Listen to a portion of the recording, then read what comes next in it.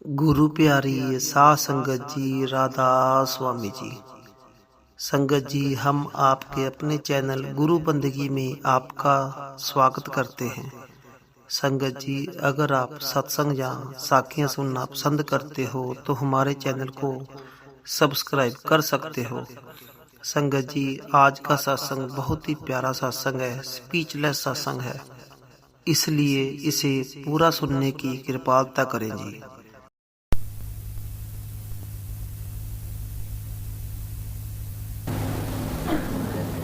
सो कुछ हम थे ना पाया, जा पर जय नाम धातु इस संसार में हम आए बेकाम। सो कुछ हम थे ना पाया, जा पर जय नाम धातु इस संसार में हम आए बेकाम। यह महात्मा दादू दयाल साहब की वाणी है, जो नियम से और प्रेम से सत्संग में आते हैं। उन्होंने आपके जीवन के बारे में विस्तार से सुना है। कहते हैं गुजरात के तरफ पैदा हुए, लेकिन अपने संत मत का प्रचार आपने राजस्थान के अंदर ही किया है। पहले सांभर के पास सत्संग करते रहे, नामदान देते रहे। उस जमाने के अंदर विचारों की इतनी आज़ादी नहीं थी, इसलिए कर्मकांडी लोग, शरीयत के पाबंद लोग इन संतों के और दरवेशों के का विरोध करते रहे। लेकिन संतों महात्माओं ने इस विरोध के बावजूद भी अपना संदेश जीवों तक पहुंचाया।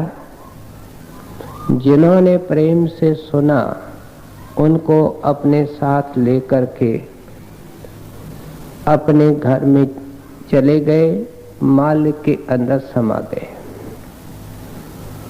सांभर के बाद फिर कहती है आप आमेर के अंदर भी कुछ अरसा रहे और जयपुर के राजा भगवान सिंह जी आपके शिष्य हो गए। दादू दयाल साहब ने हिंदुस्तान के कई इलाकों में दौरे भी किए और आखिर में अपना डेरा उन्होंने नारायणा के नजदीक बनाया। नारायणा के अंदर दादू दयाल साहब का द्वारा है और उनके अंदर आपकी समाध है, आपके वस्त्र हैं, आपके हस्तलिखित पुस्तक हैं। ये यादगार आपका वहाँ भी मौजूद है। लेकिन अगर आपका जाने का इत्फाक हुआ तो जो खास बात देखने की है वह ये है कि वहाँ छोटे छोटे कमरे बने हुए हैं और पूछताछ करने पर मालूम होता है कि दादू दयाल साहब के डेरे के अंदर जो लोग रहते थे वे उन छोटे कमरों के अंदर, कोठरियों के अंदर खूब नाम की कमाई करते थे, भजन सिमरन करते थे। दादू दयाल साहब के वाणी के अंदर, जैसे और महात्मा के वाणी के अंदर, अनेक प्रकार के विषय मिलते हैं। आज दादू दयाल साहब के जो दोहे हम श्रवण करेंगे, उनका संबंध किसी विशेष पक्ष से है। और एक उनकी वेदना है, एक उनके हृदय का उद्गार है, उनके दिल का पुकार है, जिसको हमारे तक पहुंचाना चाहते हैं। अब पहले इस बिंदु पे विचार करें कि संत महात्मा पहले बनते कैसे हैं। दुनिया के अंदर जो पूर्ण गति के संत हुए हैं, उनके जीवन का हाल देखने से मालूम पड़ता है कि उनको खुशकिस्मती से कोई सतगुरु मिला, कोई शब्द स्वरूपी शब्द अभ्यासी पूर्ण महात्मा मिला। उन्होंने उनको पूर्ण भेद दिया। गुरु पूरा होना चाहिए और वही पूरा भेद अंदर का दे सकता है। मालिक के घर पहुंचने का पूरा भेद दे सकता है। जब ऐसा सतगुरु मिला और ऐसा पूरा नाम मिला, तो इन महात्माओं ने फिर जी और जान लगा करके सब कुछ कुर्बान करके और खुशी खुशी से उस नाम की कमाई की। कुछ दिन हुए हमने श्री बाबा जी महाराज के जीवन में के बारे में सुना। आपकी जिंदगी का एक ही शोल था, आपकी जिंदगी का एक ही काम था और वह नाम की कमाई थी। दिन और रात, रात और दिन, नाम के कमाई के अलावा आपने कुछ नहीं किया।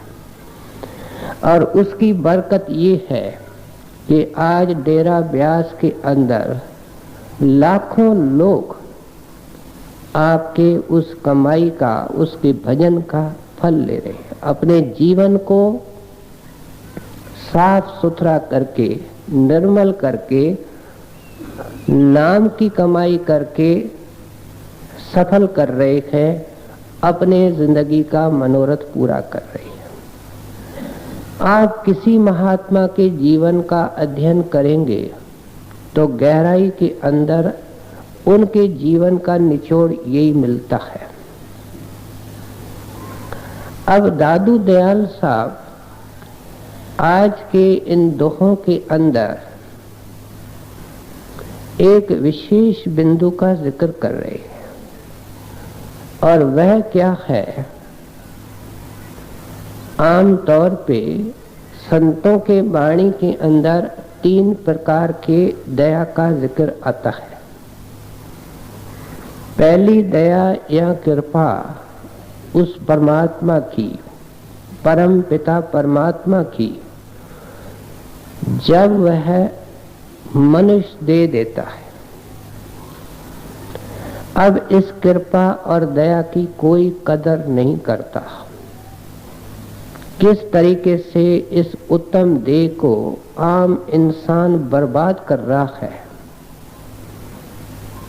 कोयलों के तला अपने सांसों को जला रहा है। ये आंख फेरने से मालूम पड़ता है कि इंसान को किस काम के लिए भेजा गया है और ये कौन से दौड़ धूप के अंदर लगा हुआ है। बाबा जी महाराज एक जगह वचन फरमाते हैं, बड़े हजूर को चिट्ठी लिख रहे हैं कि सभी संतों की शिक्षा एक है कि मनुष्य देह सिर्फ भगवंत के भक्ति के लिए मिली है। सवाल तो ये है, क्या इस शिक्षा को हमने कभी स्वीकार किया? हमने नहीं किया। जब तक इस शिक्षा को हम अपने हृदय के अंदर नहीं बिठाएंगे, खुद सोचो आगे कदम कैसे उठ सकता है। जब तक हम इस निर्णय पर नहीं पहुंचते, संतों के जीवन की पड़ताल करके कि मनुष्य देह का मकसद प्रभु प्राप्ति है, तो उसके लिए यत्न कैसे हो सकता है। ये पहली दया है जिसका जिक्र संतों के वाणी के अंदर आता है। इससे कोई बड़ी दया नहीं। मनुष्य दे देवे और साबित देवे, क्योंकि अगर इस शरीर का कोई विशेष अंग नहीं मिला, आंखें नहीं मिली, तो क्या होगा, इसके जिंदगी का मनोरथ शायद पूरा नहीं हो सकेगा।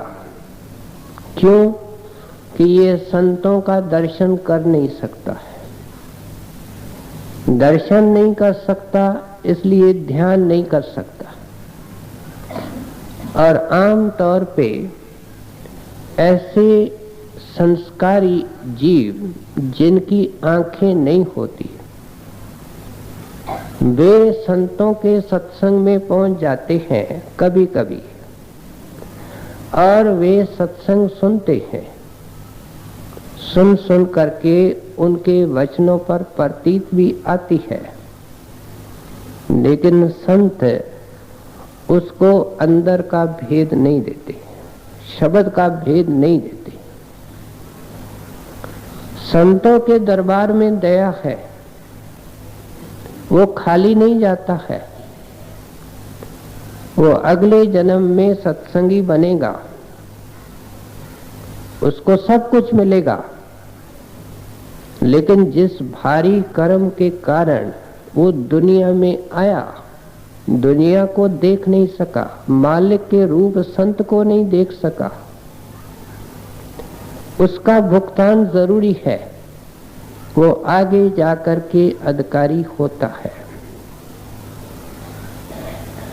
इसलिए पहली दया परमात्मा की, जो सुंदर मनुष्य दे देवे और अपने मिलने का एक हमको अवसर देवे। माली पौधा लगाता है, उसको सींचता है, मेहनत करता है, आंधी तूफान से बचाता है। आशा क्या करता है? आशा यही करता है कि आगे चल करके इसको कोई फल लगेगा। लेकिन जब माली देखता है कि सब कुछ हो गया, इस पेड़ की तकदीर फूटी हुई है, पता नहीं कौन सी टहनी से ये मैंने कलम लगाई है, इसको फल नहीं लग रहा है, उसको लकड़ी के दाम में काटा जाता है, लकड़ी के दाम में बेचा जाता है, जलाया जाता है। परमात्मा पहले ये इंसान जब कीड़ा होता है तो उसको पंखी बना देता है। ये पौधे को सींचना है, फिर इसको पशु बना देता है, पौधा आगे बढ़ता है, फिर इसको इंसान बनाता है। इंसान इसलिए बनाता है कि इसको मुक्ति का फल लगे।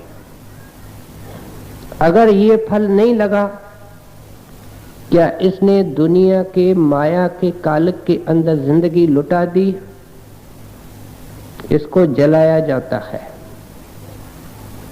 सभी महात्मा दोजख के आग का, हेल फायर का, नरकों के आग का जिक्र करते हैं।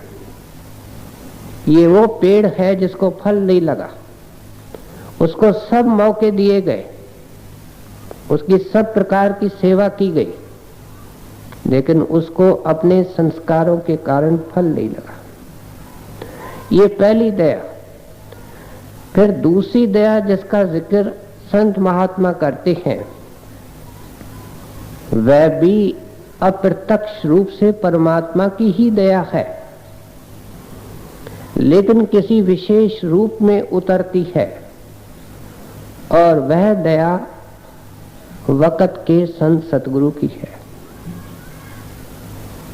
पूर्ण संत महात्मा दुनिया के अंदर कम में कम एक से ज्यादा भी हो सकते हैं।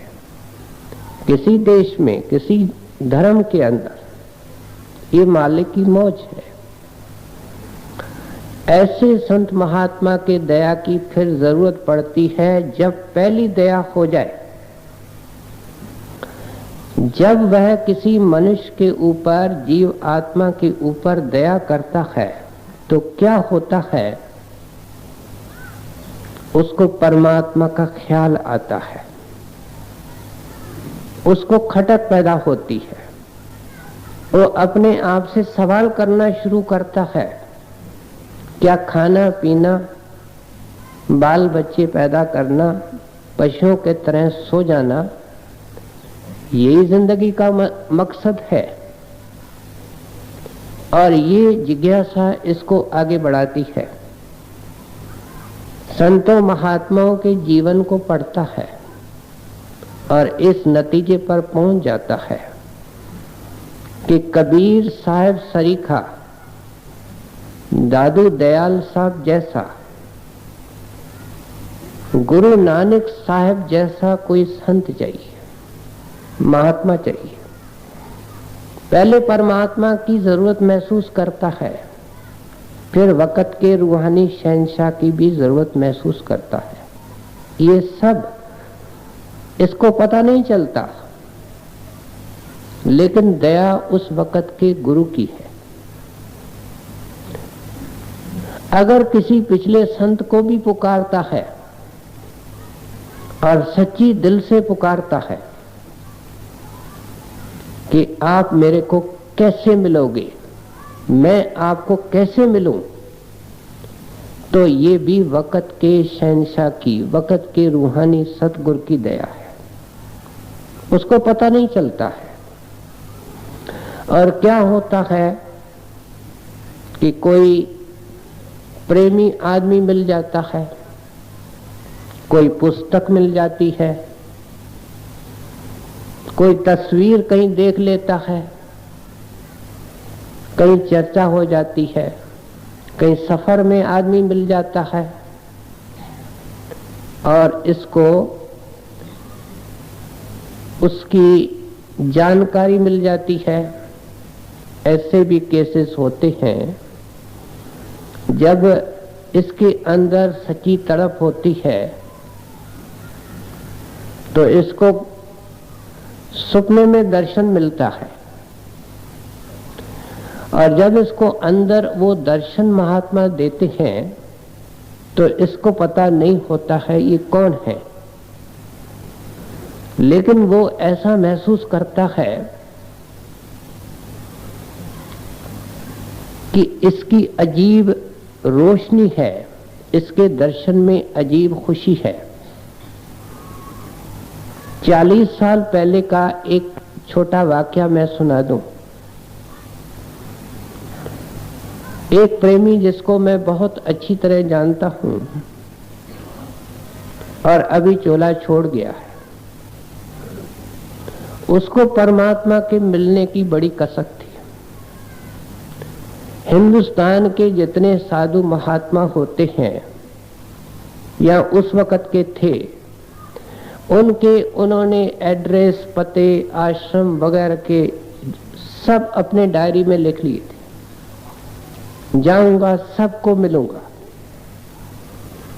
एक दिन सोया पड़ा है तो उसको अंदर में बहुत एक नूरानी शक्ल नजर आती है, अति सुंदर। ये जो रूहानी चमक होती है वो संसारी चमक से न्यारी होती है, उसको बड़ी शांति मिलती है, लेकिन उसको पता नहीं कि ये कौन है। उसके विभाग के अंदर एक आदमी सफेद दाढ़ी वाला काम करता था। वो बड़ा नेक पुरुष था, धार्मिक विचारों का था। उसके मन में ख्याल आया कि मैंने इस आदमी को पहचाना नहीं, ये रसाई वाला, कमाई वाला है, इसी का ये स्वरूप मेरे अंदर आया है।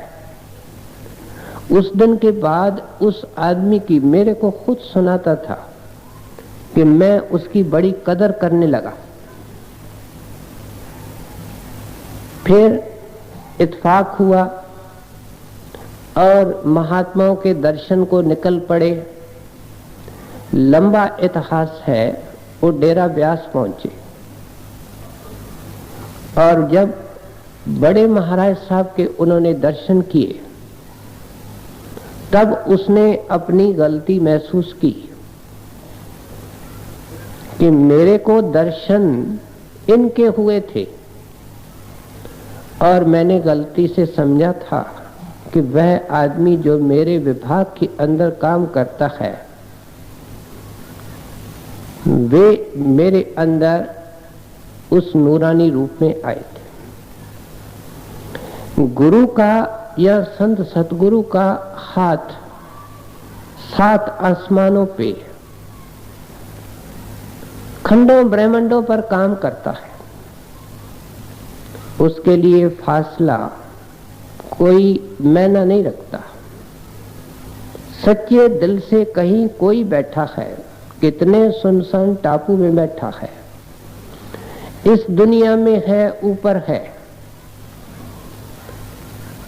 वो उनको मिल लेते हैं, उनकी बांह पकड़ लेते हैं, अपने चरणों में बुला लेते हैं। ये उनके सत्संग में आ जाता है। डेरे के किताबों में बंगाली बाबू की वार्ता है। अमरनाथ के पहाड़ियों के अंदर जा रहा था। जब 16,000 फुट के ऊंचाई पे पहुंचा तो सिर चकराने लगा, खाई में गिर पड़ा। किसी नूरानी शक्ल ने बचा लिया, सिर पे हाथ रखा और कहा कोई फिक्र नहीं।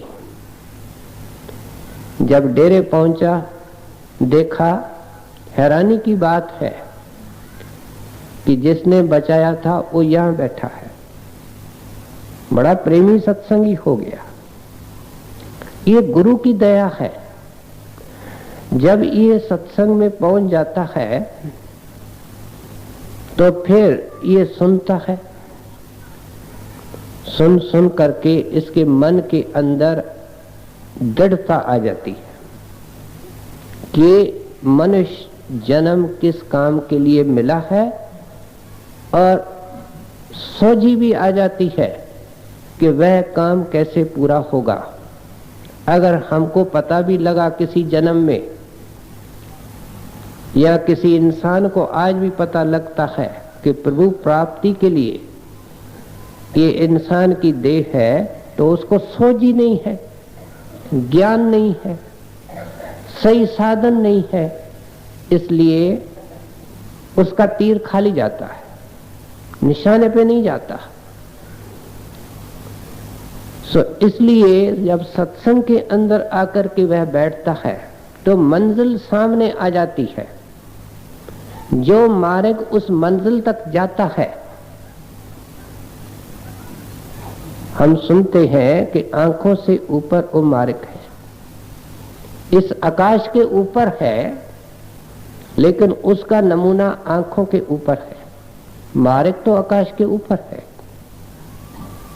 लेकिन परमात्मा ने मनुष्य का शरीर ऐसे कमाल से बनाया है कि वो पूरा मार्ग, पूरी रचना करने वाला सब इस 4 उंगल फासले हमारे मस्तक के अंदर रख दिया है। जिंदगी में जिस ऋषि मुनि महात्मा को मिला, यही मिला, वही मिलता है जो आकाश के ऊपर है, लेकिन मिलता यह है। इस निर्णय पर ये पहुंच जाता है और जिज्ञासा के तहत ये अरदास करता है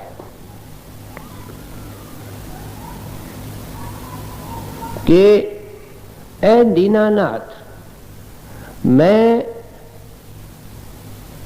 जन्मों जन्मों का थका हुआ हूं, मैं जन्मों जन्मों का प्यासा हूं, मैं जन्मों जन्मों का अकेला हूं। मैंने जिसको अपना मित्र समझा, मेरा मन, वही मेरा दुश्मन निकला, क्योंकि मैंने जो कुछ किया वो मन के अधीन होकर के, मन के कहे चल कर के किया। वही मन मेरे को 84 और नरकों में ले गया।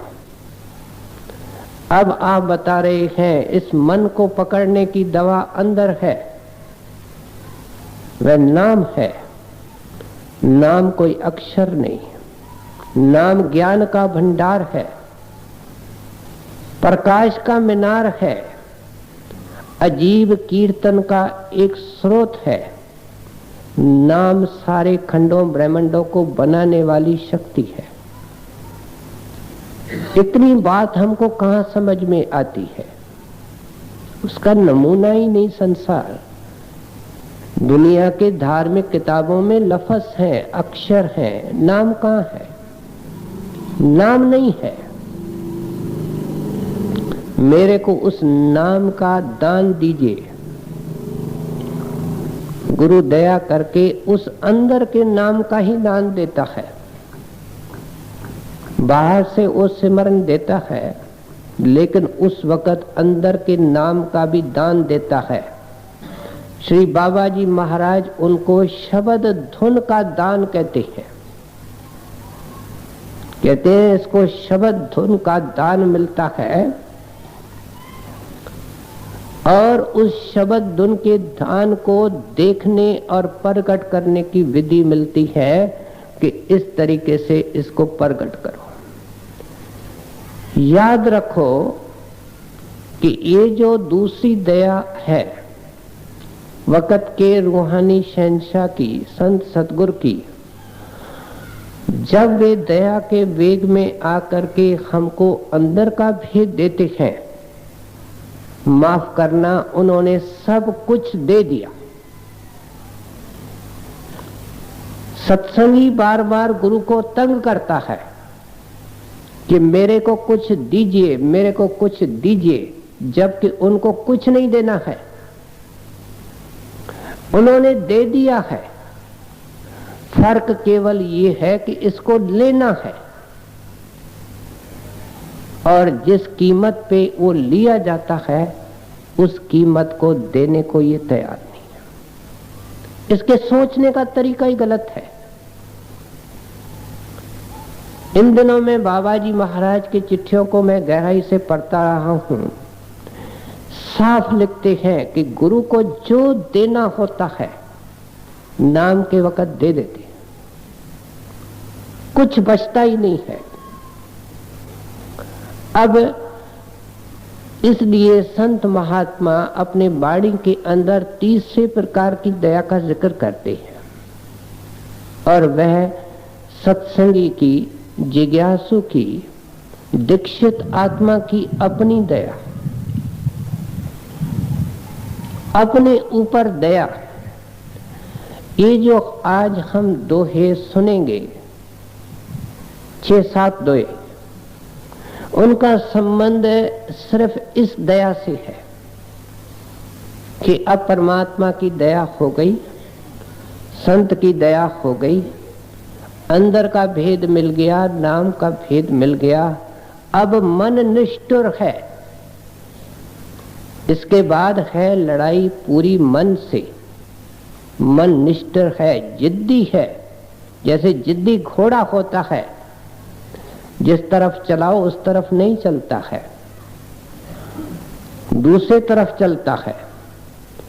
मन की अनेक तरंगे होती हैं। मन कभी अपने आप को दोषी नहीं मानता। आप जब कभी बैठते हैं एकांत में, कभी आपके मन ने कहा है आपको कि आप दोषी हैं? कभी नहीं कहता। ऐसा चतुर वकील है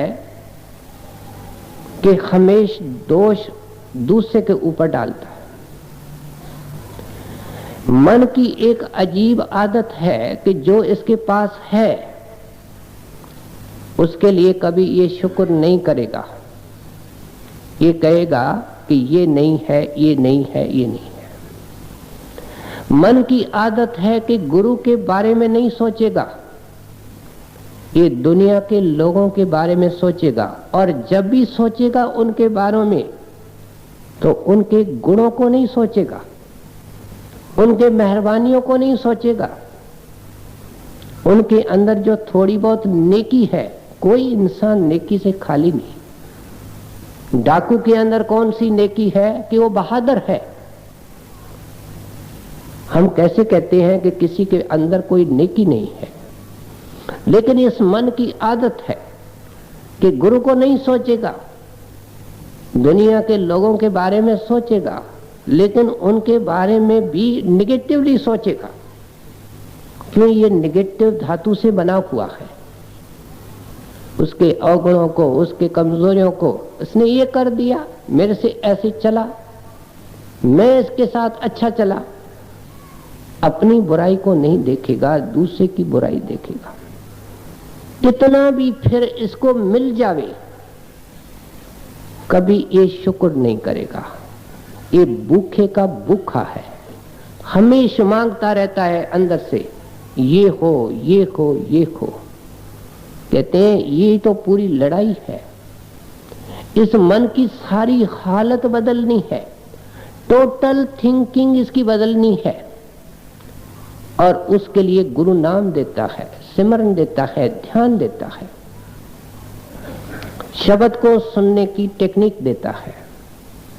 आंखों को बंद करो, कानों को बंद करो, जुबान को बंद करो, अंदर में शब्द सुनो, मन काबू आ जाएगा। संतों की शिक्षा कितनी सिंपल है। आंख, कान, मुंह बंद कराओ, अनहद झींगा शब्द सुनाओ। कहते आंख बंद करो, गुरु बताएगा, कान बंद करो, गुरु बताएगा, जुबान बंद करो, मन के जुबान से सिमरन करो, अंदर में अनहद शब्द गुंजार करेगा, मन पकड़ा जाएगा। और यत्न से ये नहीं माने, धुन सुनकर मन समझाई। कहते हैं ऋषियों मुनियों ने समझाया, इनका मन नहीं समझा, कहीं न कहीं फिसल गए। लेकिन पूरा गुरु सिर पर हो और अंदर में शब्द का दान मिल जाए प्रत्यक्ष रूप में, कहते हैं मन पिंगला हो जाता है। कहता है मैं भूला रहा, मैं सोचता क्या था, मैंने नाम को क्या समझा था, मैंने नाम को अक्षर समझा था, जुबान से कहता था कि गुरु परमात्मा है, लेकिन मैंने अंदर अब देखा है कि नाम अक्षर नहीं है, गुरु इंसान नहीं है। जब तक ये देखेगा नहीं तब तक इसको विश्वास नहीं आएगा। संत यही चाहते हैं। स्वामी जी महाराज लिखते हैं, जब लग्न देखूं अपनी नैनी, तब लग्न पति जो गुर की बैनी। कितने संत उधार हैं।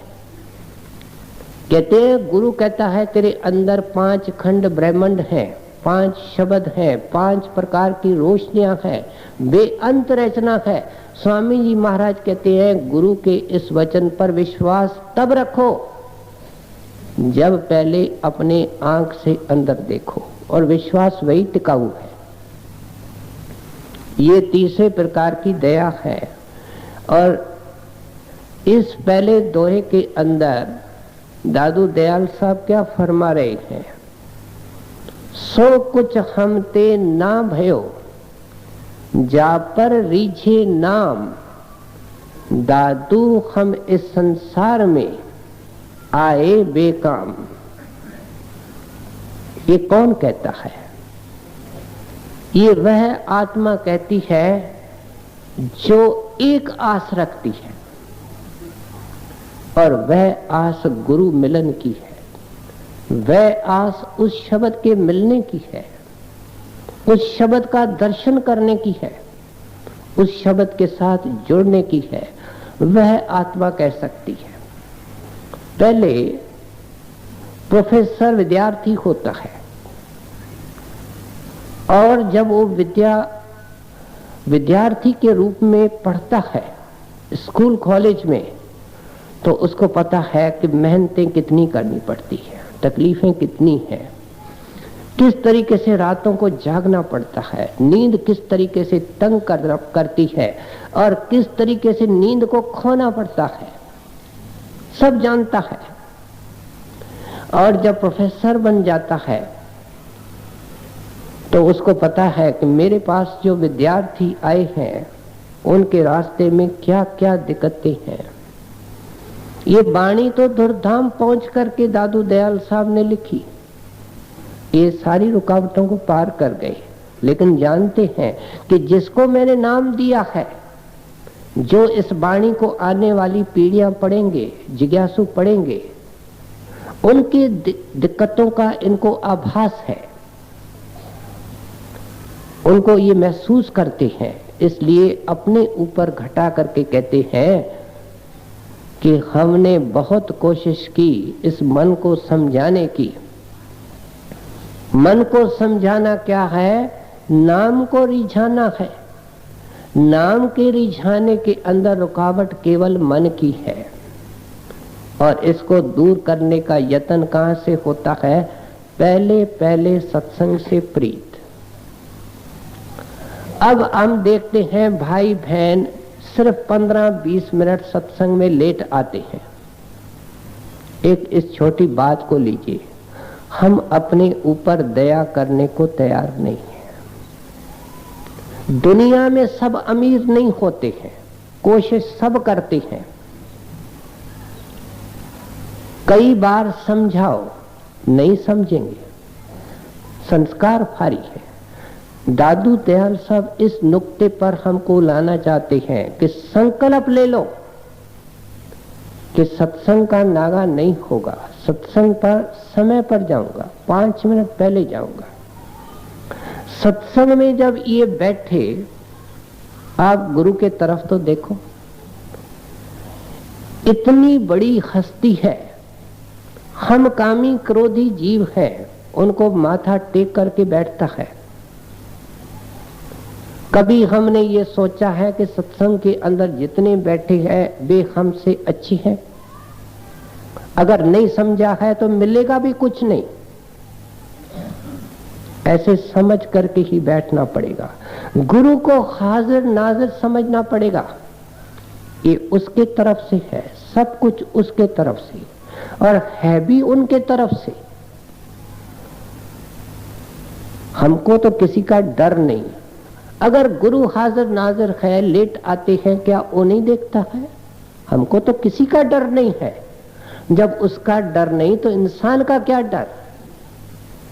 जिसने सब कुछ देना है, जिसने सब कुछ दे दिया है, उसका डर नहीं।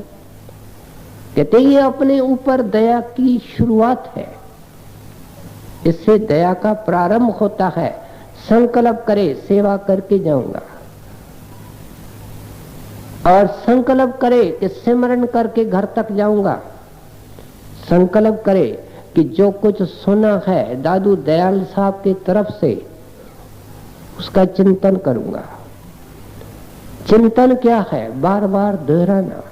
क्या शिक्षा मेरी, क्या दादू दयाल साहब की आशा है, क्या संतों महात्माओं की वाणी की मंशा है?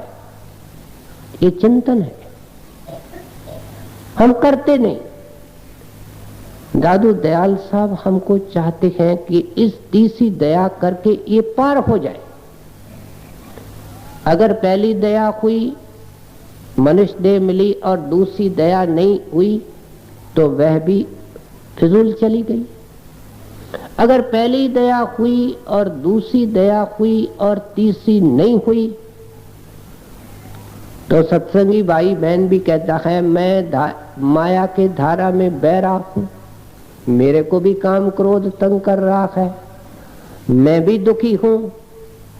कहते हैं ये तो तुम्हारी हालत बनी रहेगी, क्योंकि पहली और दूसरी दया को फलदायक करने के लिए ये तीसरी दया करनी पड़ेगी। अपने ऊपर दया करो। तुम अपने ऊपर दया करने की तुम अपने ऊपर दया करने के लिए तैयार नहीं हो। हम भजन सिमरन में बैठते हैं, कहते हैं सत्संग में इतना सुना है। जब बैठते हैं तो आंखों के बीच में ख्याल को रखना है। सिमरन के जरिए हम क्या करते हैं, वह हमारा घर है। ये मन अपने घर को तो छोड़ देता है, पराए घर में जाता है, दोस्त के, सहेली के, दुकान में, चूल्हे में, अस्पताल में, कहां कहां जाकर के ये औरों की चौकीदारी करता है। जब इसके अपने घर के पीछे दिन रात अमृत के झरने बह रहे हैं, इसका मन देखो इसको कैसे बुद्धू बनाता है। अपना अमृत नहीं पीने देता है, अपने घर में जाने नहीं देता है, इसको दुनिया के कोने कोने में घुमाता है। जन्मों जन्मों का ये थका हुआ है, इसको थका करके और चूर कर रहा है, और फिर भी ये शांत नहीं होता, फिर भी ये ठिकाने पर नहीं आता। कहते हैं ये अपने ऊपर दया है। इस दया को खोल करके समझाते हैं कि जब ये जीव अपने ऊपर दया करना शुरू करेगा, मन के साथ लड़ाई छिड़ गई। लेकिन सवाल तो ये है कि हमने अपने सारे जिंदगी की बागडोर गुरु को नहीं, मन को दे रखी है। हालत सत्संगी की ये है। फर्क केवल ये है कि मन से बागडोर छुड़ा करके गुरु के हाथ में देनी है। ये एक सेंटेंस है, लेकिन बहुत बड़ी लंबी एक स्ट्रगल की प्रोसेस है। ये कोई साधारण काम नहीं है। इसलिए दादू दयाल साहब कहते हैं कि नाम हमारे ऊपर राजी होता नहीं। नाम और गुरु और परमात्मा ये एक ही शक्ति के तीन नाम हैं। नाम का राजी होना गुरु का राजी होना है, और गुरु का खुश होना परमात्मा का खुश होना है। और नाम कैसे रिश्ता है, कहते हैं सत्संग से सवाया प्यार हो, गुरु के दर्शन के लिए प्यास हो, और फिर साध संगत के अंदर बड़े प्यार से और प्रेम से सेवा करे। कितनी सेवा इसने अपनी की है, कितनी सेवा बाल बच्चों की करता है। कभी बैठ करके हिसाब किताब तो करे, कितना मैंने युगों युगों से सेवा की है, और इस जन्म में कितनी मुद्दत तक मैंने इनकी सेवा की है। फल क्या निकला? बंधन। फल क्या निकला? दुख, कष्ट। और क्या निकला? कहते हैं कुछ करो जिससे कि सुख निकले, शांति निकले, बंधन खुले। और वह गुरु की मंशा, गुरु की आशा ये है कि अपने ऊपर भाई जरा दया कर। तुम्हारी आत्मा तन मन के कैद में है, तू घुटन महसूस करता है, क्या करूं क्या करूं, जोर नहीं चलता, मजबूर हूं। और वही काम करता है जो तुमको और मजबूर करे, वही करता है जो तेरी घुटन को बढ़ावे। इसलिए दादू दयाल साहब कहते हैं कि इस नुक्ते पर आ जाओ कि जो कुछ सतगुरु ने देना था, ऐ बहन ऐ भाई, तुमको मिल चुका है। अब जिस जिज्ञासु को सतगुरु नहीं मिला है उसको खोज करनी चाहिए, क्योंकि मैंने अर्ज कर दिया कि परमात्मा की दया क्या मनुष्य देह मिलती इसलिए है कि दूसरी दया का लाभ उठा करके ये अपना विकास कर सके। उनको तलाश करनी चाहिए, सच्चे गुरु के चरणों में जाकर के अंदर का पूरा भेद और नाम लेना चाहिए। और फिर ये तीसरी दया भी करनी है, क्योंकि दवाई के लिए डॉक्टर के पास जाना बहुत जरूरी है, क्योंकि वो एक्सपर्ट है। हमारे बीमारी और नाड़ी को देख करके वो दवा देगा, लेकिन दवा खाना भी तो जरूरी है। इससे कौन इनकार कर सकता है? ये इस उलझन में है। बहन ने कहा नाम ले लो, माँ ने कहा नाम ले लो, पिता ने कहा अच्छी चीज है नाम ले लो। ठीक है, लेकिन दवाई खाओ, अपने ऊपर दया करो, यही दादू दयाल साहब आज के दोहों में सुना रहे हैं, समझा रहे हैं, अपने ऊपर घटा करके हमको समझा रहे हैं। आप तो इस अवस्था से निकल चुके हैं, लेकिन सत्संगी को इस अवस्था से निकलना है। इसलिए हमारे दिल का हाल जान करके समझा रहे हैं कि ये रुकावटें नाम के कमाई के अंदर दरपेश आती हैं। बेटा, गुरु का बल लेकर के और अपनी मेहनत से, कितनी मेहनत माता एक बच्चे पर करती है। जब गोद में बच्चा आता है, केवल पैरों पर खड़े करने तक जो 2 साल होते हैं, क्या माता मेहनत करती है? कभी कोई बैठ करके लिखे देखे तो सही, उसका सिर चकराएगा। हमने नाम के लिए कौन सी मेहनत की है? हमने उस खंडों ब्रह्मांडों के शहंशाह को पाने के लिए क्या कुर्बानी की है, कितना समय दिया है? यही दादू दयाल साहब हमसे पूछना चाहते। कहते हैं अपने ऊपर दया करो। दादू दयाल साहब को आगे सुने। सो कुछ हमसे ना पाया, जा पर रिझत नाम। दादू, इस संसार में हम आए बेकाम। क्या मूले हंस बोलिए, दादू दीजा रोए। जन्म अमोलक अपना, चले अकारथ खोए। जब दुनिया के अंदर कोई हार्दिक इच्छा होती है, जिसको हम अभिलाषा कहते हैं, तमन्ना कहते हैं, किसी चीज की हो और वो पूरी नहीं होती है, तो क्या होता है? मन रोता है। एक माता है, उसको एक ही बच्चा है, इकलौता बच्चा है, पति गुजर चुका है, उसका कोई बहन भाई नहीं। वह लड़का उसके जीवन का सहारा है, आशाओं का मरकज है। मालिक की ऐसी मौज होती है कि उसको बुला लेता है। उस माता की जिंदगी देखो, रोती है, दिन को रोती है, रात को रोती है, हर वक्त रोती है। लुकमा उठाती है रोटी का,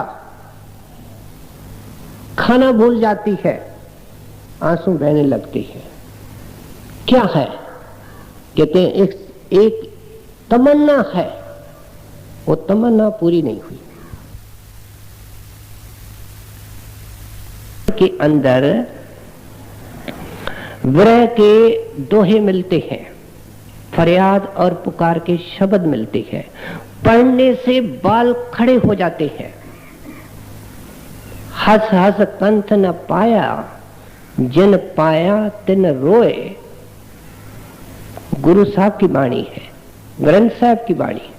हंस हंस कंठ न पाया, जिन पाया तिन रोए। हासे खेदे पिया मिले, ते कौन दुहागिन होए। कहते हैं ये जितने लोग दुनिया में बैठे हैं, ये दुहागिन है। पति परमात्मा इनके साथ नहीं, इन्होंने मन को पति बनाया हुआ है।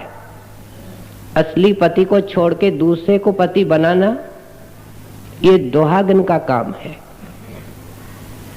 कहते हैं ये इतना आसान काम नहीं है कि दुनिया की रंग रलियों को मानते हुए, ऐशो अशरत करते हुए, विषय विकार भोगते हुए उस कंठ का मिलाप हो जावे। क्या उस सुहाग का सिंदूर भी लग जावे? नहीं होगा। जिन पाया तिन रोए। कहते हैं जिनको ये सिंदूर लगा है, उनकी कहानियां सुनो, उनकी वाणियां पढ़ो, तो समझ आएगी कि उनको ये सुहाग का सिंदूर किस कीमत में मिला है। आंसुओं की नदियां बहाई है उन्होंने। सुखिया सब संसार है, खावे और सोवे। कहते हैं देख लो सारे दुनिया के जीवों की, सत्संगियों की ये हालत है। सत्संग सुनता है, सब कुछ करता है, दर्शन करता है, सो जाता है। गुरु के पीछे तो दौड़ता है, और रात को सो जाता है। ये क्या है? ये प्यार नहीं है, ये प्रीत नहीं है, ये हिर्सी है, ऊपर ऊपर का शौकीन है। जैसे दुनिया के शक्लों के पीछे दौड़ता है, उसे बेहतर है गुरु के पीछे दौड़े, लेकिन समझा नहीं कि गुरु चाहता क्या है, संतमत क्या है, गुरु का नाम क्या है, गुरु की आशा क्या है, समझा ही नहीं। कहते हैं सुखिया सब संसार है, खावे और सोवे, और कबीर की हालत क्या है? दुखिया दास कबीर है, जागे और रोवे। जिसका पति उसके पास नहीं, पति के बगैर जीना मुश्किल नहीं, वो कैसे सो सकती है? जागे और रोवे, क्योंकि पति का दर्शन होता नहीं, पति मिलता नहीं। रोनों के अलावा इन फकीरों की, दरवेशों की और साधु महात्माओं की जायदाद ही कुछ नहीं। ये रोते हैं, फिर रोते हैं, और उसके बाद फिर रोते हैं। इनके पास और कुछ नहीं। मौलाना रूम साहब के लिए कहते हैं कि जब आप इस जिज्ञासा की अवस्था में दादू दयाल साहब के तरह निकल रहे थे, तो उस वक्त रात भर रोते थे, और जब कोई आदमी उनको मिलने जाता सर्दी के मौसम में, तो वो आंसू, इतनी ठंड पड़ती थी कड़ाके की कि बर्फ का रूप ले लेती थी। सारी दाढ़ी बर्फ, जिसको हम स्नो कहते हैं, उसके साथ भरी होती, टुकड़े टुकड़े टुकड़े, पानी जम जाता था, और वो पानी उनके आंसुओं का था। हसन बसरी एक बार खुदा की याद में इतने रोए कि जैसे कोई गिलास से या लोटे से पानी बहाता है। बालकनी से पानी गिरने लगा, नीचे वाला पूछने लगा, ये कौन सा पानी गिर रहा है? वो कहता है, एक गुनहगार के आंसू हैं, नापाक है, जाकर के स्नान करो। फकीरों ने, महात्माओं ने, साधुओं ने किस तरीके से पाया है। दादू दयाल साहब कहते हैं, मनोरथ पूरा नहीं हो रहा, भजन सिमरन नहीं हो रहा। भजन सिमरन कैसे हो? पहले बाहर का आसन लगे, आधा घंटा, घंटा, 1.5 घंटा, 2 घंटा, 2-2.5 घंटा आसन बाहर का लगे, 2 घंटा, 2.5 घंटा फिर उसके साथ अंदर का आसन लगे। दोनों आसन जरूरी है। कैसे जरूरी है? छोटी मिसाल दीजिए, देखिए, बच्चे का स्कूल के अंदर बैठना भी जरूरी है, और ध्यान से जो पढ़ाया जाता है उसको सुनना भी जरूरी है। दोनों जरूरी है, क्योंकि अगर क्लास के अंदर नहीं बैठा, उदास होकर के चला गया, तो पढ़ाई का सवाल कब?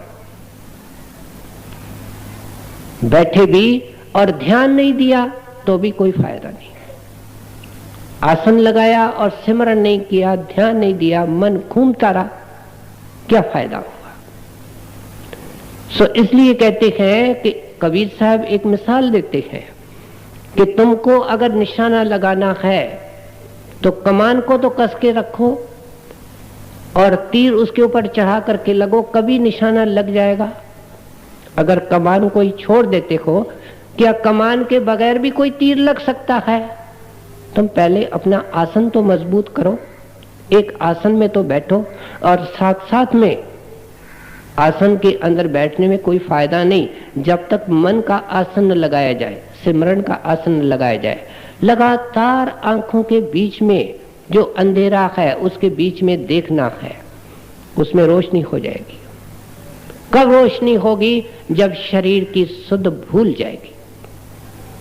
सिमरन करते करते करते शरीर की सुध भूल जाएगी, फिर अंधेरा नहीं रहता है, फिर स्वाद आता है।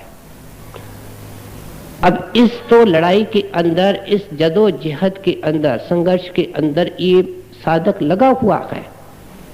दादू दयाल साहब अपना तजुर्बा पेश कर रहे हैं, लेकिन काम हो नहीं रहा है, सूरत सिमट नहीं रही है, अंदर दर्शन हो नहीं रहा है, शब्द की गुंजार मिल नहीं रही है, इसलिए हाय मार करके रोते हैं। बाइबल के अंदर जब क्राइस्ट ने लिखा ब्लेसेड आर दे दैट मोर्न, कहते हैं दुनिया की चीजों के लिए और दुनिया की आशाएं पूरी नहीं होती हैं, उनके लिए रोने वाले अनेक बेअंत, लेकिन परमात्मा के लिए, गुरु के लिए, नाम के लिए रोने वाले कितने गिने चुने लोग हैं, और वे ही खुशकिस्मत हैं। वे आंखें पवित्र हैं, वे आंखें भाग्यशाली हैं जिनके अंदर से परमात्मा के वियोग में, गुरु के वियोग में, नाम के वियोग के कारण आंसू बहते हैं और लगातार बहते हैं। सो इसलिए दादू दयाल साहब कहते हैं कि हमारी जायदाद में क्या आया है? हमारी जायदाद में रोना आया है, हमारी जायदाद में ठंडी आहें आई है, हमारी जायदाद के अंदर केवल चिंता और फिक्र आया है इस एक बात का कि अंदर में दर्शन कब होगा, नाम कब मिलेगा, कब मनोरथ पूरा होगा। किस चीज का जिक्र हो रहा है? जिक्र इस चीज का हो रहा है कि ये पहली और दूसरी दया कैसे फलदायक हो। जब ये अपने ऊपर दया करे, तीसरी दया अपने ऊपर दया। क्या मूले अंश बोलिए दादू दीचे रोए, जन्म अमोलक अपना चले अकारथ खोए, जा कारण जग जी जबै सौ पद हिरतै ना है, दादू गुरु की भक्ति बिन ऋग जीवन कल माहे, दादू मन मेर तक बया इंद्री अपने हाथ, तभी कदे न कीजिए कनक कामनी साथ। हर तरीके से समझाने की कोशिश करते हैं। कहते हैं ऐ प्यारे सत्संगी, तू सिमरन करेगा, तेरे अंदर शौक होगा। अब शौकीन सत्संगी की बात हो रही है, प्यारे और प्रेमी की बात हो रही है कि प्यारा मैं मानता हूं, तू सिमरन करेगा, करते करते तुम्हारा जुबान से सिमरन निकल जाएगा, मन में सिमरन आ जाएगा। मन में जब सिमरन आ जाएगा तो ध्यान भी आ जाएगा। जिसको ध्यान को लाने की हम कोशिश करते गए और नहीं आता, उसका कारण ही ये है कि सिमरन कच्चा है। सिमरन पक्का हो गया, ध्यान भी आने लगेगा, क्योंकि जिसका नाम है वो नाम ही कैसे नहीं आएगा। मोहन को बुलाते हो, मोहन आ जाता है। ये गुरु के 5 नाम हैं, उसको बुलाओगे वो आएगा। हम दिल से नहीं बुलाते, बार बार नहीं बुलाते, ऊपर ऊपर से कहते हैं। भीतर से किसी और को बुला रहे हैं, ऊपर से नाम ले रहे हैं, कैसे आवे? वो धोखा नहीं खा सकता। कहते हैं सत्संगी मैं मानता हूं, तू अभ्यास करके इस हालत में चला जाएगा, सिमरन सिमरन सिमरन होगा और शरीर का सिमटाव भी होगा। पहले दिक्कतें होती हैं, दर्द भी होते हैं, सुनसुनाहट भी होती है, और जब ये खुशी खुशी से ये कुर्बानियां देता है तो फिर तकलीफ भी कम होती है, ख्याल का सिमटना होता है, अंदर में इसको देखना भी शुरू हो जाता है, शब्द भी सुनाई देता है, गुरु का दर्शन भी होता है। लेकिन कहते हैं ऐ सत्संगी, तुम ऐसे नहीं समझना, तुम गिरावट के दायरे से अब निकल चुके हो। दादू साहब क्या फरमा रहे हैं? दादू मन मृतक भया। अभ्यासी तू सोचेगा कि मन मर गया है, अब मन बोलता ही नहीं। मन के मरने का या मन के न बोलने का अर्थ क्या है कि अब मन परमार्थ में लग गया है। आंखों में ध्यान है, कानों में शब्द आ रहा है, जुबान पर नाम का रस है, और क्या है, सब कुछ हो गया। कहते ये हालत तेरी हो जाएगी। इंद्री अपने हाथ, कि तुम्हारी आंख कभी पराई शक्ल नहीं देखेगी। इंद्रियों के ऊपर तू इंद्रजीत हो जाएगा, इंद्रियां परमार्थ में लग जाएगी। तो भी क्या सावधान कर रहे हैं, तो भी कदे न कीजिए कनक कामनी साथ। कनक किसको कहते हैं? सोने को कहते हैं।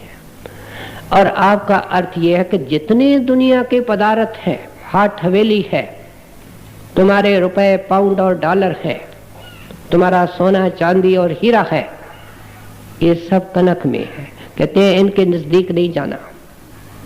ये माया का फंदा है सत्संगी को गिराने के लिए। ये नहीं सोचना कि तू इनसे खेल सकता है वापस, नहीं, किसी संत ने ऐसे नहीं किया जिंदगी में वापस।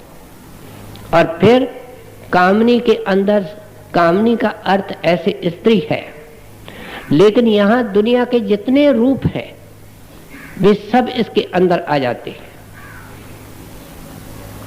अंत वेले ऐसी हालतें हुई हैं, मैं नाम नहीं लेना चाहता हूं, बड़े अच्छे अच्छे अभ्यासी गुरु के रिश्तेदार, जब उन्होंने गुरु को कहा कि हमको बेटा बुला के दो, बेटी बुला करके दो, तो उसको ऊपर ऊपर से हाँ कहते रहे, लेकिन उनको तार तक नहीं भेजा। और जब चोला छोड़ गए उसके बाद उनको बुलाया, क्योंकि वो 1 मिनट की शक्ल का बड़ा फर्क हो जाता है। ध्यान उस नाम में, अंदर के रूप में। कहते हैं ये जो अनेक अनेक रूप संसार में है, उस एक रूप को छोड़ करके तुम ये नहीं सोचना कि तुम्हारा ध्यान पक्का हो गया है, अब इस अनेक रूपों के बीच में मैं बरत सकता हूं, ऐसे फैलने की कोशिश नहीं करना। मौलाना रूम साहब ने एक छोटी सी कहानी लिखी है। आप लिखते हैं कि एक सपेरा था जो सांप को फंसाया करता था और बाजी दिखाया करता था। सर्दी के मौसम में जंगल में गया, अंधेरे में उसने देखा एक अजगर मरा पड़ा है। अब अजगर का जिक्र सभी संतों महात्माओं के वाणी में भी आता है। संतों को अजगरी महात्मा कहते हैं, क्योंकि अजगर इतना एक भारी जानवर होता है, सांप होता है, जो चल फिर नहीं सकता है। उनके आंखों में ऐसी कशिश होती है कि आंखों से शिकार को खींच लेता है। उसका मुंह इतना चौड़ा होता है कि पूरा इंसान उसमें चला जाए, पूरा जानवर उसके अंदर पेट में चला जाए, फिर उसको घुमा करके वो खा लेता है। अजगरी महात्मा इसलिए क्योंकि अपने नजर से, अपने दया दृष्टि से अपने चरणों में बुलाते हैं, जैसे अजगर अपने शिकार को बुलाता है। देखता एक अजगर मरा पड़ा है, मन में सोचा कि अगर ये पकड़ के शहर में ले जाऊं तो रुपयों की वर्षा हो जाएगी, कुछ ही दिनों में अमीर हो जाऊंगा। करो हिम्मत। कुछ साथी वाथी लेता है, रसे वसे लेता है, आता है जंगल में।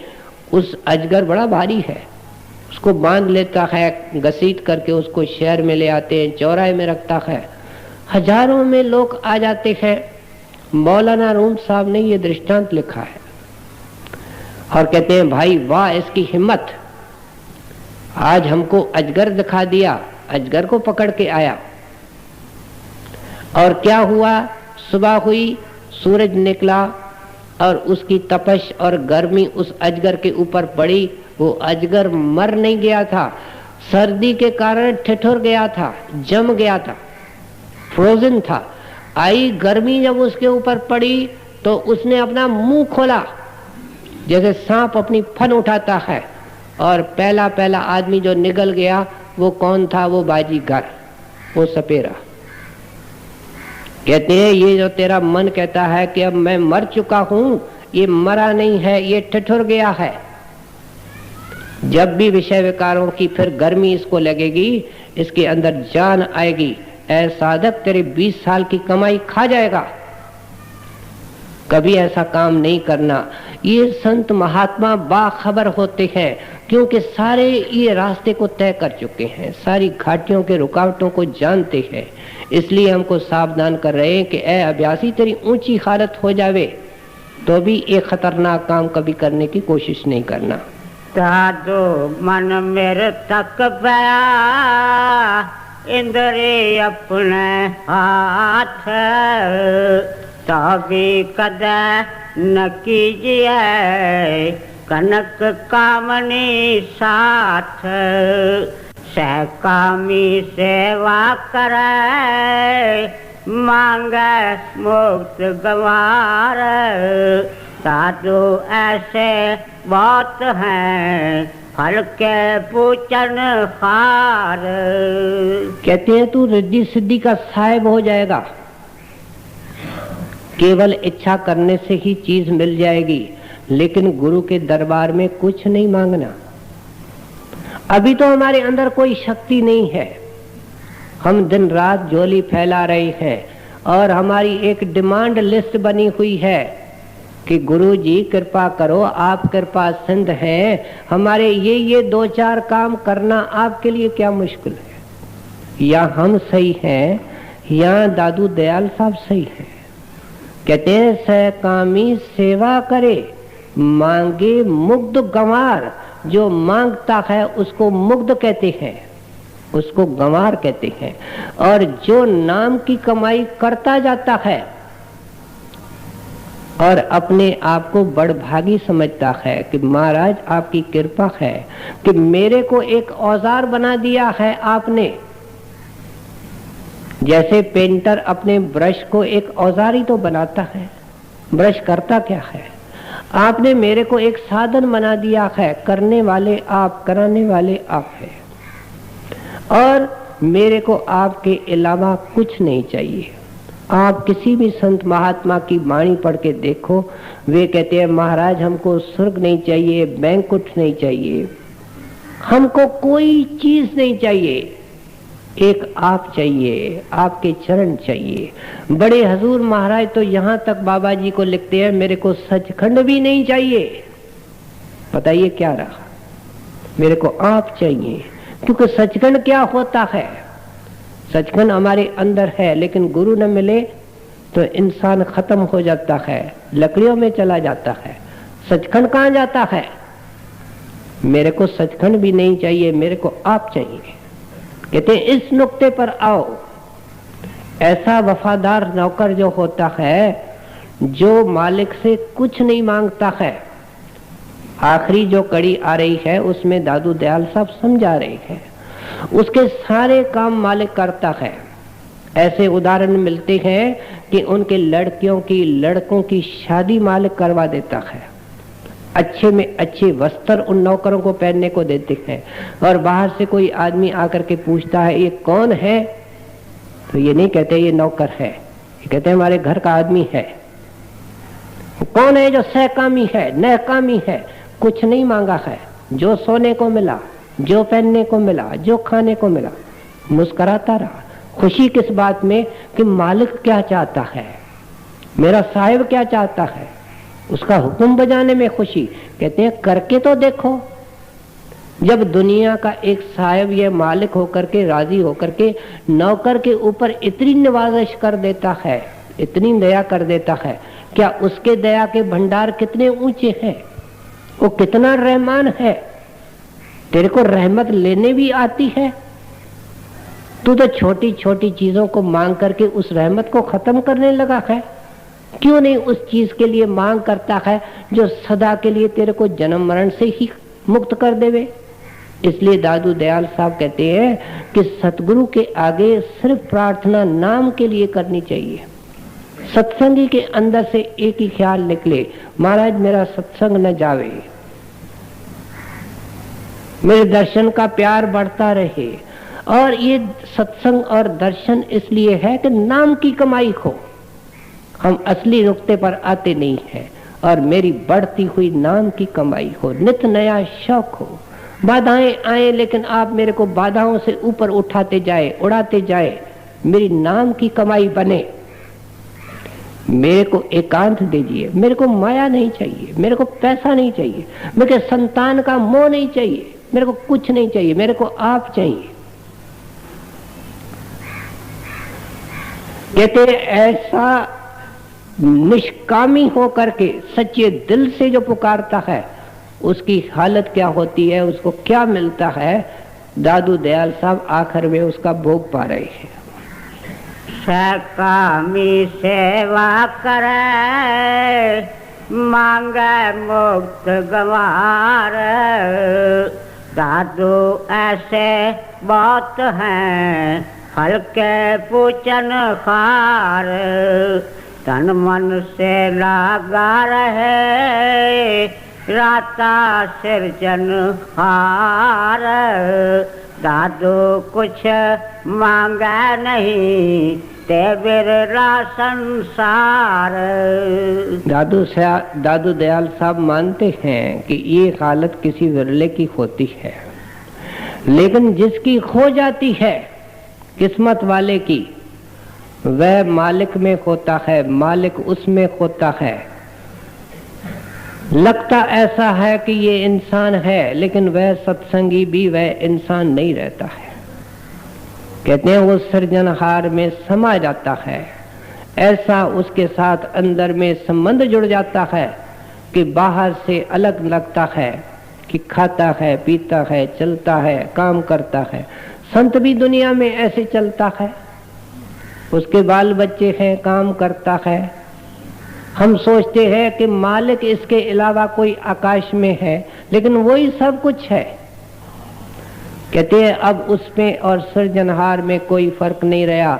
उसने अपने अंदर इसको मिला लिया, कतरे को सागर के अंदर जगह मिल गई। अब कतरे की तलाश करो, कतरा नहीं मिलेगा, सागर ही मिलेगा। नामदेव जी महाराज हर एक भगत ऐसे बना और फिर ही उनको अंदर से सत्संग करने का हुक्म मिला, नाम देने का हुक्म मिला। उससे पहले नहीं, उससे पहले अपने मन मर्जी से है, साहिब के हुक्म से उसके बाद है जब ये अवस्था आती है। नामदेव आपको पता है चादरें घर के अंदर बनाते थे, उनके ऊपर ठप्पा लगाता था, गांव में रहता था। एक मंडी थी जो 7 दिन के बाद मंडी लगती थी, वे वहां जाकर के ये चादरें बेचा करता। आपको पत्नी थी, बच्चे थे, आपको भाई थे, जॉइंट फैमिली थी, उनकी भी पत्नियां थी, उनके भी बच्चे थे, सब के सब यही काम करते थे। लेकिन ये कोई विशेष आत्मा थी, इनका ख्याल प्रभु के अंदर था, प्रभु इनके अंदर था, ये उनके अंदर से एक में एक थे।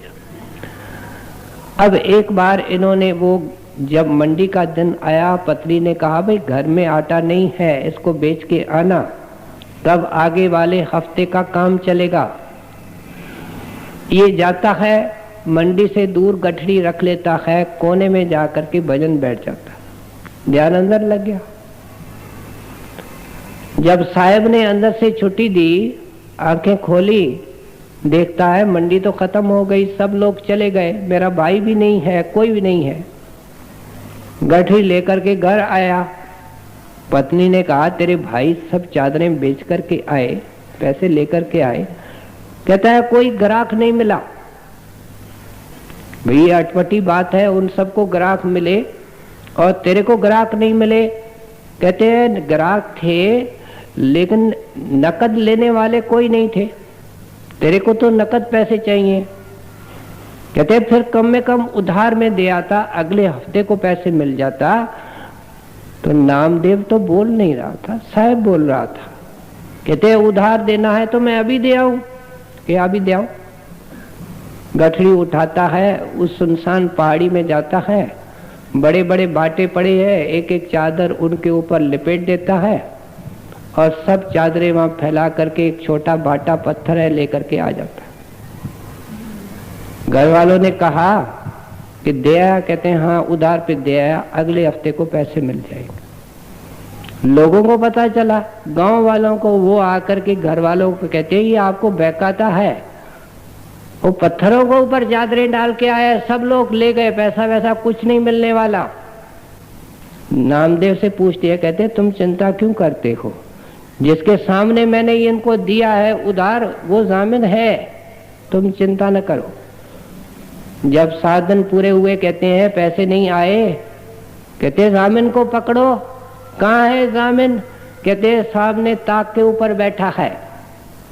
वो पत्थर उसने ताक के ऊपर रख दिया था। जब उसको उठाया तो वो भगवंत ने सोना कर दिया था। कहते देखो अब लालच में मत पड़ो, जितने चादरों के पैसे है उतना सोना ले लो, बाकी लोगों के ऊपर खर्च कर दो, जिसके हैं उसके बच्चों पर ही खर्च करो। कहते हैं कोई बनने को तैयार नहीं है। कोई माता के 1 साल का छोटा बच्चा है, उसको दिमाग नहीं है, उसको बुद्धि नहीं है, उसके अंदर तर्क नहीं है, बुरे भले की तमीज नहीं है, वो इनोसेंट है, मासूम है, उसको कुछ नहीं चाहिए।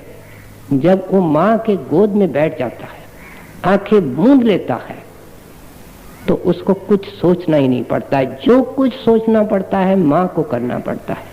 कहते हैं ऐसा मासूम ये संत बन जाता है। इसके संसार के सारे काम गुरु करता है, भले किसी के हाथ से नजर आए कि ये कर रहा है, वो कर रहा है या खुद कर रहा है, करने वाला करतारी उसका होता है। कहते हैं ये जब तीसरी दया फलदायक हो जाती है तो पहली और दूसरी दया का भी लाभ मिल जाता है। ये साहिब का बन जाता है, साहिब इसका बन जाता है।